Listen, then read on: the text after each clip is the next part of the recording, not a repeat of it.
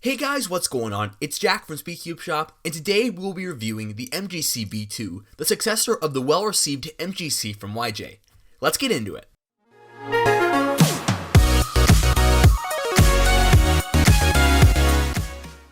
With the reviews of the MGC being pretty positive to an extent after its release, YJ started work on a new 3i3, attempting to improve upon its already great start.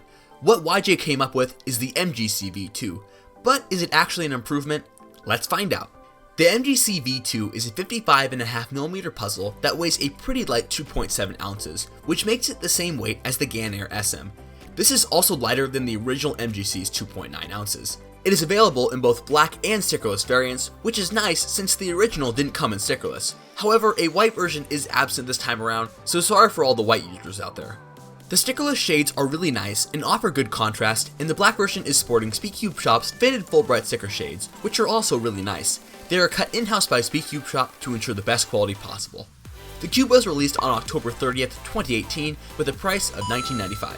The unboxing experience on the YJ MGC V2 is one of the best I've seen, and it's always exciting to see cube manufacturers step up their game when it comes to packaging, even though it is kind of pointless. The MGC V2 comes in a textured black box with a red sleeve on the outside, which I'll admit is awesome because red and black look super cool together.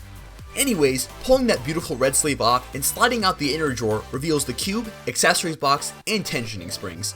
We'll talk about the tensioning springs in a bit. Inside the accessories box, you get spare magnets, a screwdriver, and a solving pamphlet, which was actually written by Cameron Brown, the owner and founder of SpeedCubeShop.com.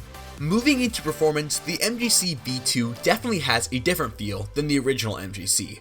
Compared to that cube's thick, hollow turning, the MGC V2 has a lighter and quicker, more airy feeling.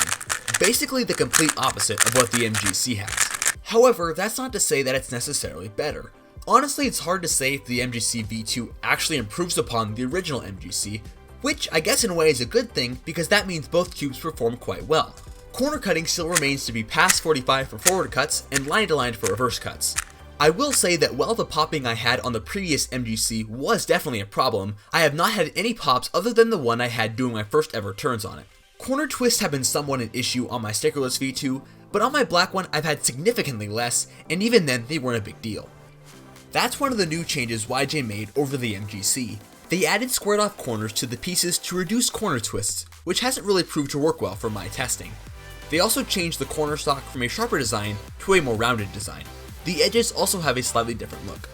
The magnet strength in this cube is about the same as the original MGC, but just a tad weaker. One of the defining features of the MGC V2 are the new tensioning springs, which follow in the footsteps of Gan and Moyu in providing your puzzle with a different feel via the spring tensions. Out of the box, the MGC V2 comes with the white nuts pre-installed. These are the middle set of nuts, with the yellow being lighter and the blue being stronger. In my testing, I found that as the springs became tighter, the cube didn't perform quite as well. Therefore, I currently like the yellow nuts best. I would also use the white ones, but I wouldn't choose the blue. Those are too rigid for me. Personally, I find the system to act much like the GAN GES system, and to be honest, I'm not a huge fan of that, simply because it's so time consuming. I think Moyu has it right with their system, and I would like to see manufacturers implement something like their design in the future. So now that you've heard all about the MGC V2, let's hear some opinions from our Team SES members. Hey everyone, it's TC Cubes here. So before I get into my personal thoughts on the MGC V2, let's first go over the technical aspects of this cube. So the corner cutting is definitely on par with any other speed cube in the market nowadays. It does 45 degrees corner cutting easily, and it does around half a piece of reverse. And the speed is definitely something that I prefer over the version 1. The V2 is just a lot lighter, quicker, and faster, and because it does have magnets, it's not too fast to the point where it's uncontrollable. Now getting into my personal thoughts, I am really not a huge fan of the MGC V2. The V1 was definitely one that I really enjoyed, but I think in comparison the V2 just has a lot of technical downsides to it. When I'm doing solves, I tend to get a lot of catches and lockups, and here and there I will somehow get a corner twist. And so it just has a lot of technical flaws with the design, and I really think this lies in the squared off corners.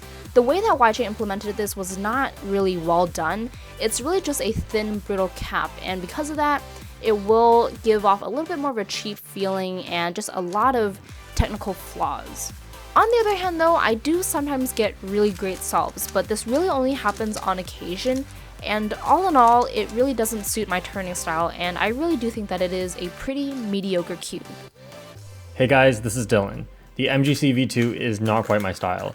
It felt good to turn it until I found a weird catching issue on reverse corner cuts. Besides that, the feel is very different from the original MGC, with this being a little bit faster, and it doesn't have that characteristic feel of the original MGC that I personally really liked. I can't really describe it. If it weren't for the catching, I'd say this cube is not bad. Its other performance qualities are not outstanding, but the same can be said for a lot of 3x3s, where performance is always good enough, so small differences in feel is what we go for. The feel of the MGC V2 reminds me of a Valk, but with primary internals. There is also another cube that feels like a Valk and has primary internals. Maybe that's why I don't like this cube very much. Hey guys, Paradox here. So after testing the MGC V2 for a few weeks, I've come to the conclusion that overall I do like the cube, but there are some parts of it that I'm not a huge fan of. Because it's slow and controllable, I've been getting fast and consistent times with it, but don't really enjoy solving on it because of the buttery and tactile feeling. It just isn't very satisfying or unique. It seems kind of like a mix of the MGC V1 and the Valk 3, which in theory sounds great, but it doesn't really go well with the slower feeling of the MGC version 2. After breaking it in, I added some Martian, which helped to reduce some of the gumminess and give it a speed boost, which was good. However, I have had some issues with it where whenever I would turn aggressively, it would catch a bit or get a corner twist every now and then. So I do try to make sure that I'm turning carefully and accurately with this cube, which isn't necessarily a bad thing. In conclusion, I think the MGC V2 is a decent cube. I would recommend it to people who prefer having something with more control at a medium speed, and it can even help with your accuracy and improve your look ahead. Hey guys, what's going on? It's Jack. The MGC V2 is kind of a hard cube for me. On one hand, I really like it and I think I should main it. On the other hand, it isn't the best performing cube that I have either.